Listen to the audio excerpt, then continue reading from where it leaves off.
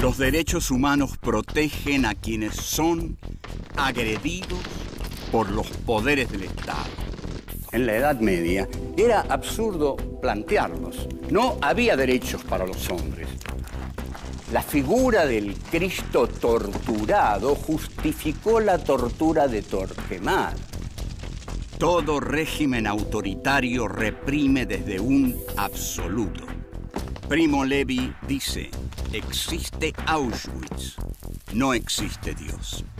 Dios ignoraba la ESMA, las matanzas en Vietnam. En un mundo en el cual el silencio de Dios es agobiante, los seres humanos tenemos la obligación de tomar la palabra.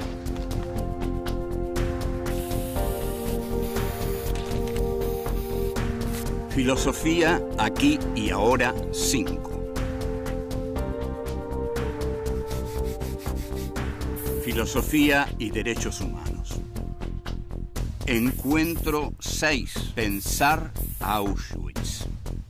1. Lo humano y lo inhumano. 2. Joseph K. fue detenido una mañana. 3. Después de Auschwitz. 4.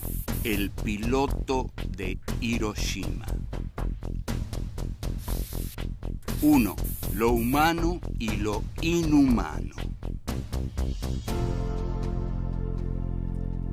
Se puede pensar Auschwitz. Este es el tema candente y realmente muy importante en el pensamiento del siglo XX y del pensamiento de los derechos humanos. Se puede pensar Auschwitz. La pregunta ya implica que si se puede pensar Auschwitz, pregunta alguien, la pregunta implica que sobre las dificultades de pensar Auschwitz. ¿Es posible pensar Auschwitz? ¿Por qué? ¿No fue Auschwitz más allá de la razón? ¿No es impensable Auschwitz? ¿No es impensable como lo que ocurrió en Auschwitz es inhumano y en consecuencia es impensable? ¿No está Auschwitz más allá de todo lo humano, implicando una ruptura en el desarrollo de la humanidad, tal como lo postulan los filósofos de la Escuela de Frankfurt, Adorno y Horkheimer fundamentalmente? Auschwitz vendría para esta clase de filósofos, que son los filósofos de la Escuela de Frankfurt, vendría a formar parte de un primer desarrollo de la humanidad que se quiebra en Auschwitz. Entonces, las categorías con que hasta Auschwitz hemos juzgado lo que el hombre ha hecho sobre la tierra son insuficientes. Auschwitz no es un hecho inhumano. Atención, Auschwitz no es un hecho inhumano. Es un hecho humano porque fue hecho por hombres. Al ser hecho por hombres, Auschwitz no es un hecho irracional. No. Esas son categorías que el periodismo en general ha tratado y ciertas novelas livianas que tratan de exculpar a los hombres de los horrores que cometen. Entonces, una de las grandes exculpaciones sería, bueno, Alemania fue dominada por un loco. Aquí tienen ustedes la que funcionó durante más tiempo, la que justificó la Guerra Fría, la que le justificó a los norteamericanos tomar a nacionalsocialistas en sus empresas. Bueno, ninguno de ustedes tiene la culpa, señores. Cayeron en manos de un loco, ¿qué le van a hacer? Un loco y su pandilla se adueñó de Alemania, y esta fue una tragedia que este pobre pueblo tan culto, el pueblo de Goethe, el pueblo de Schiller, el pueblo de Beethoven, de Brahms, bueno, entonces fueron aniquilando, fueron incorporando a las empresas norteamericanas y a las empresas que... Ese fue el milagro alemán. ¿Cuál es la base del milagro alemán? ¿Cuál es la base del milagro alemán? La base del milagro alemán es: los alemanes son inocentes, porque si no, no hay milagro alemán. Los alemanes son inocentes. De Alemania se apoderó una pandilla de locos que hizo todos los estragos que todos conocemos y, sobre todo, que mató a 6 millones de judíos y que puso todos los campos de concentración. Pero los alemanes, con los alemanes podemos hacer grandes negocios y, sobre todo, Alemania tiene que estar de nuestro lado para frenar el comunismo. Para frenar el comunismo. No olvidemos que las bombas de Hiroshima y Nagasaki fueron arrojadas más como advertencia contra la Unión Soviética que para ganar una guerra que ya estaba ganada. Ahora bien, todos aquellos que dicen que Auschwitz fue un fenómeno irracional, que el nazismo fue la obra de la pandilla de un loco, se equivocan. Auschwitz fue un fenómeno cuidadosamente racional. El nacionalsocialismo fue una doctrina rigurosamente intelectual, pensada, basada en las tradiciones de Alemania. En Alemania ya había un sedimento antisemita profundo y además Alemania necesitaba a Hitler para expandirse territorialmente, porque la tragedia del siglo XX es que la unidad alemana se da tarde en el siglo XIX. La unidad de Alemania, cuando se da, el reparto imperialista del mundo ya está hecho. Alemania llega tarde a esa cita y tiene que rediscutir todo de nuevo. Entonces, 2 guerras mundiales en el siglo XX. Seguimos.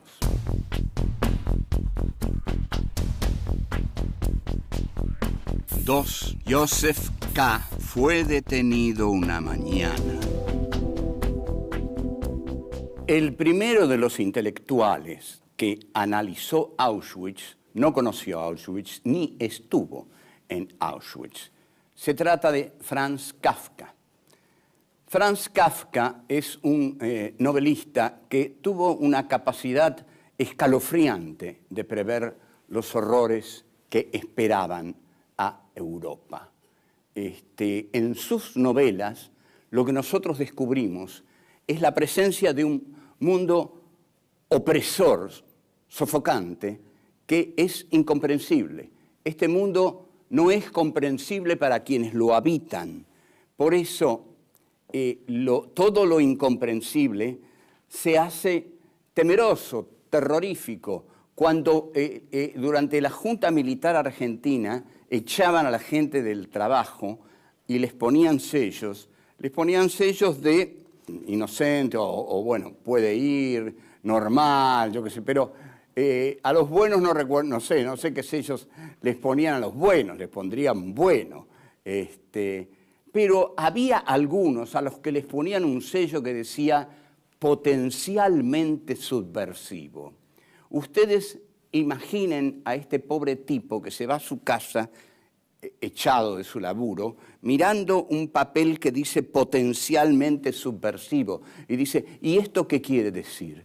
¿Que soy, que no soy, que me voy de mi casa esta noche, que me quedo, que me van a matar? Ese es el mundo de Kafka, peligroso, incomprensible, sombrío.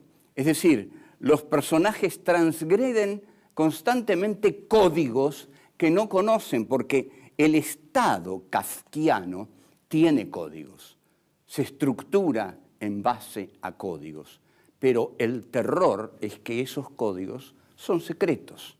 Joseph K.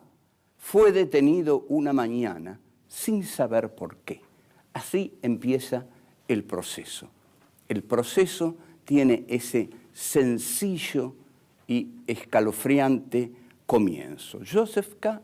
fue detenido una mañana sin conocer las razones de tal procedimiento. Ahora, lo que en Kafka cada vez se desarrolla más es que hay una la racionalidad del terror está aplicada por una dominación burocrática. Hay una burocracia que aplica el terror. Es decir, son burócratas del terror. Quienes van a buscar a Joseph K. le dicen que en realidad ellos no saben si él es culpable o de qué es culpable. Lo que saben es que tienen que buscarlos. Nosotros nos lo tenemos que llevar, señor Joseph K. Lo que usted sea para nosotros no tiene importancia. Ahora, Joseph K. era llevado por inextricables motivos, inexplicables, inextricables, nadie los podía conocer. Pero los judíos sí eran llevados en masa a los campos de concentración por un motivo, porque eran judíos. Hitler hizo de la ontología judía un mal. El judío es judío, y porque es judío es culpable. Es notable esto, y es notable lo que debe sentir aquel que es algo y por ser simplemente lo que es culpable. ¿Quién decidió su culpabilidad? Bueno, el régimen nacional socialista. Entonces, volvemos a Kafka. ¿Cómo es la cosa? Ustedes imaginen así. Muchos judíos vivían en Alemania. Alemania era un país de judíos alemanes. Entonces, una mañana, todos estos judíos alemanes despertaron y descubrieron que eran culpables, que eran judíos y que por eso eran culpables. Ahora vamos al comienzo de la metamorfosis de Kafka. Gregor Samsa, el protagonista de la metamorfosis, se despierta una mañana transformado en un horrible insecto. No hay aquí una horrible similitud, no hay aquí una similitud estremecedora, porque los judíos creían que no iba a pasar nada, que iban a seguir viviendo en su Alemania, porque pocos judíos se sentían tan alemanes, como ni siquiera los alemanes se sentían tan judíos como... El judío era alemán y mi patria es Alemania, pero una mañana, un cierto día, hace todo así y de pronto son insectos, son cucarachas y las tropas de asalto pasan a buscarlos. Y ahí comienza el horror que Kafka prefigura en la metamorfosis. Seguimos.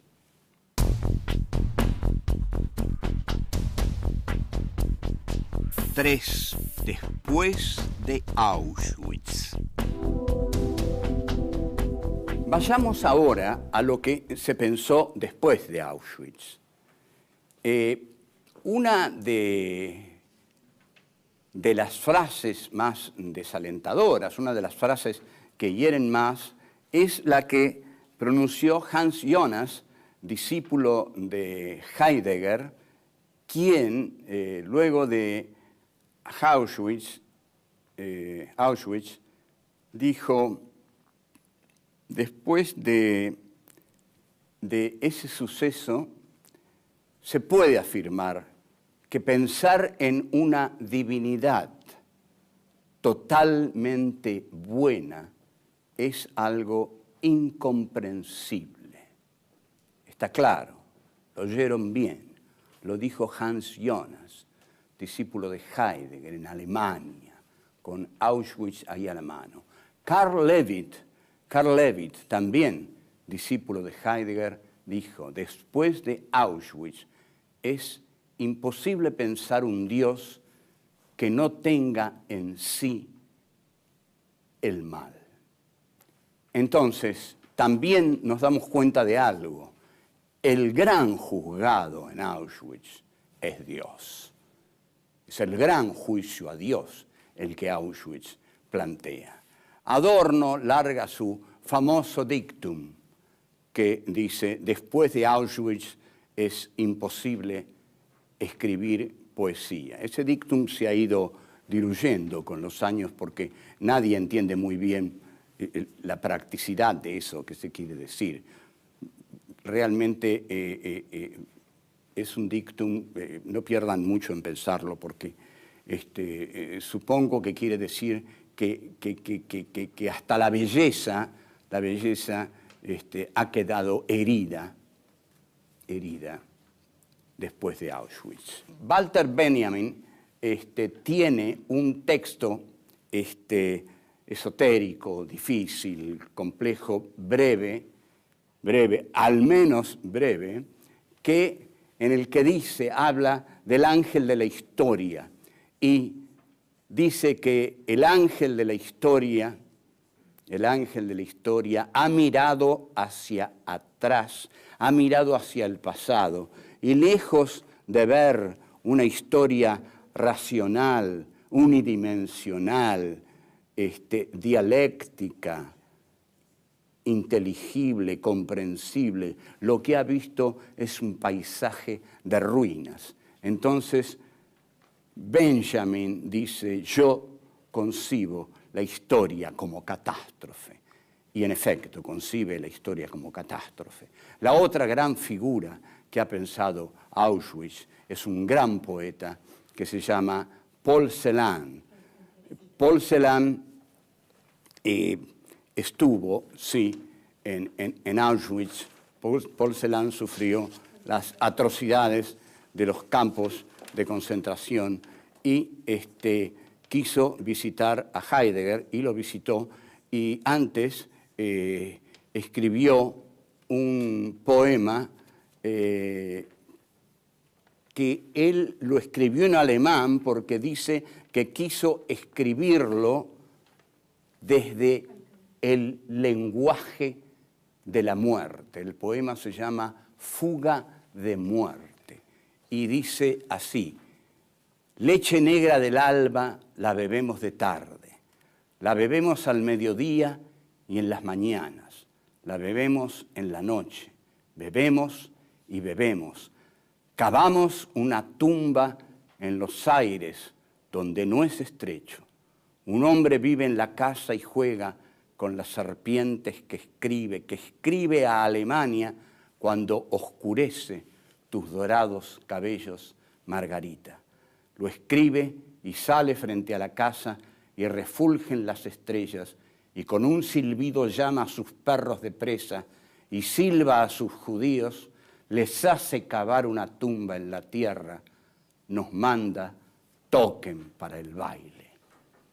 El poema no es un dechado de transparencia, pero en alemán y escrito en Alemania y dirigido a los alemanes, fue terriblemente doloroso para la culpa alemana. Además, ustedes imaginen la culpa alemana que es permanente, porque Alemania solo puede salir de esto a raíz de una gran negación, porque no hay en Alemania, digamos, nada que diga, hubo otra Alemania, luchamos contra el nazismo. Habría que buscar también entre nosotros y contra la dictadura de Videla, que es lo que hubo. El tema de la culpa lo vamos a tratar en algún momento. Primo Levi es el otro gran pensador de Auschwitz, los hundidos y los salvados, si esto es un hombre. Primo Levi es una de las más conmovedoras figuras que han pensado Auschwitz.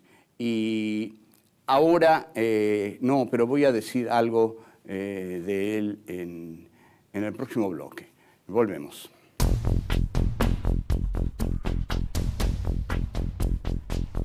Cuatro, el piloto de Hiroshima.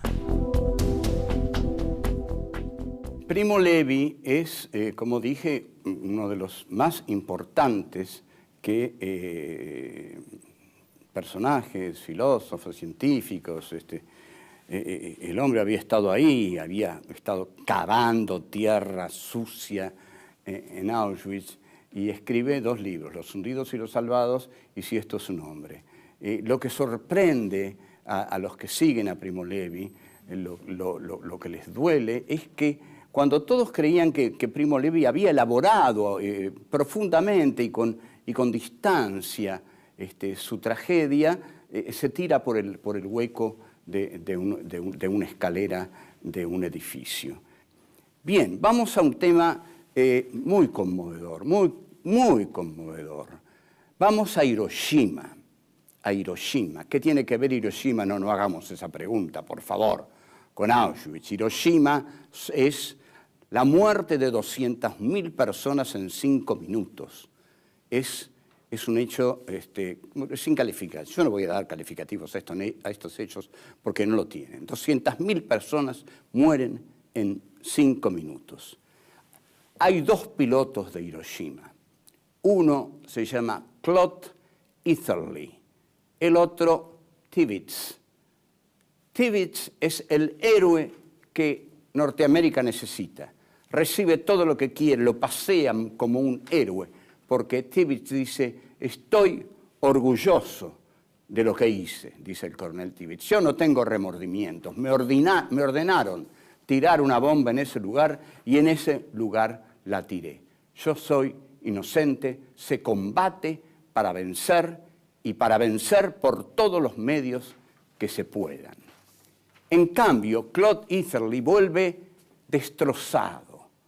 Entonces lo tiran en un loquero porque ni siquiera se lo puede mostrar.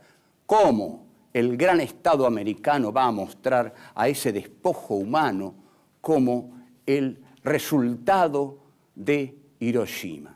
Pero Claude Eatherly no mejora, cada vez se vuelve más loco porque no tolera el peso moral de la culpa de Hiroshima.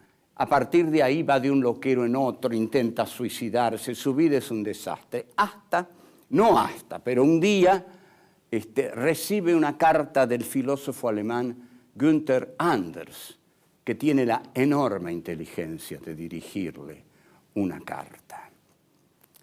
Entonces, Anders reflexiona que en lo que dice, habla de la técnica, Anders, porque ha sido un discípulo de Heidegger, y dice que la técnica ha cambiado con la situación moral.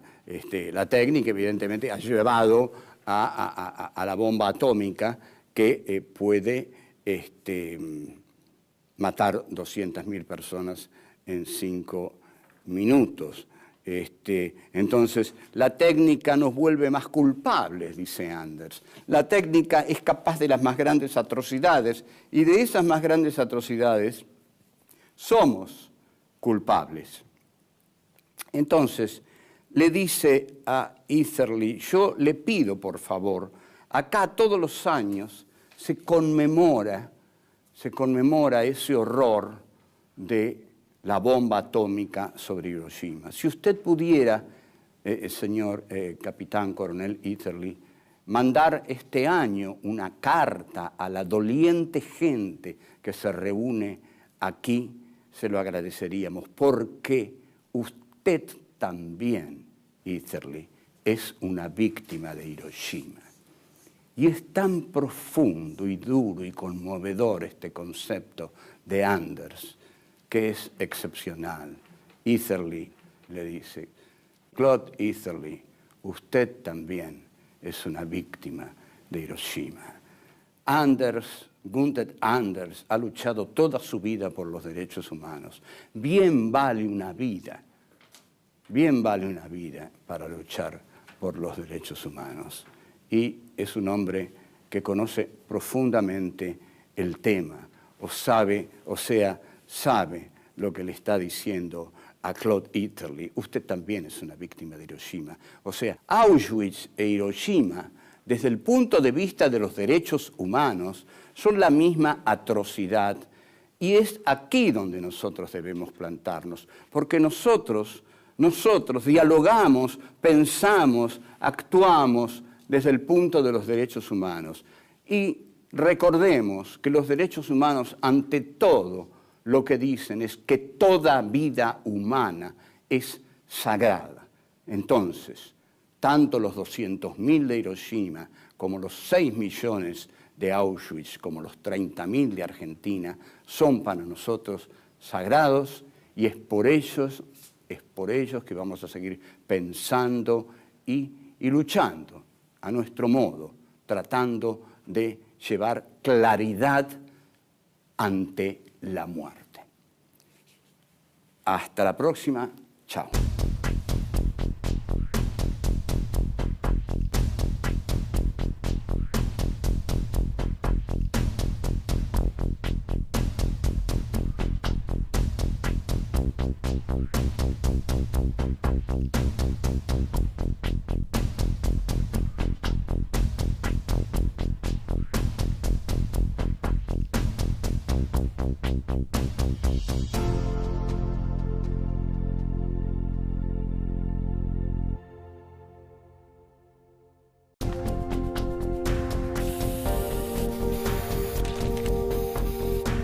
Filosofía aquí y ahora 5.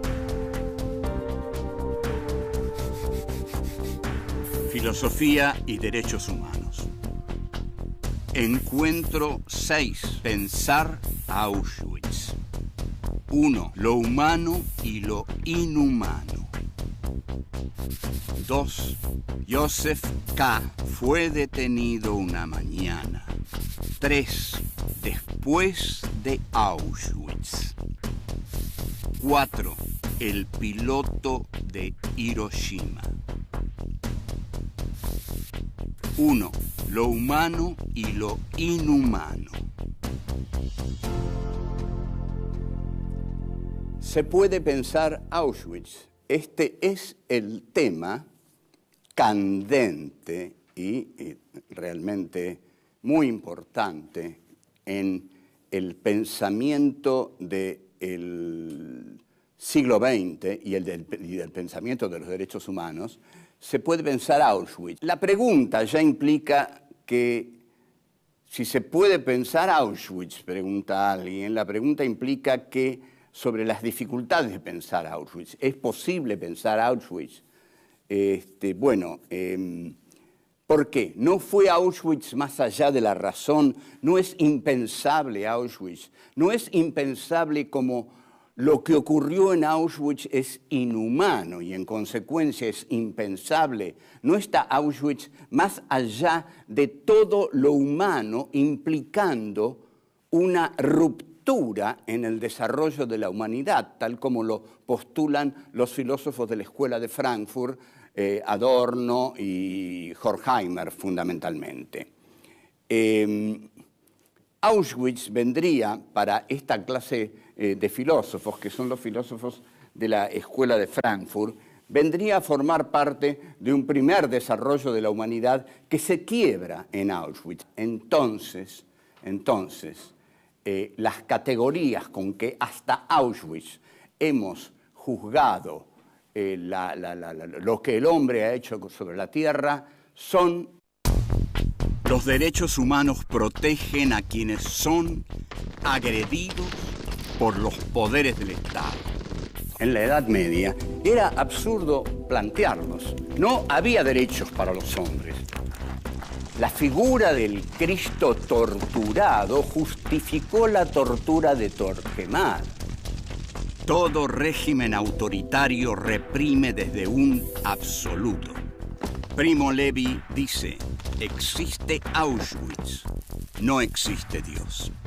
¿Dios ignoraba la ESMA? ¿Las matanzas en Vietnam? En un mundo en el cual el silencio de Dios es agobiante, los seres humanos tenemos la obligación de tomar la palabra. Insuficientes. Auschwitz no es un hecho inhumano. Atención, Auschwitz no es un hecho inhumano. Es un hecho humano porque fue hecho por hombres. Al ser hecho por hombres, Auschwitz no es un hecho irracional. No. Esas son categorías que el periodismo en general ha tratado, y ciertas novelas livianas que tratan de exculpar a los hombres de los horrores que cometen.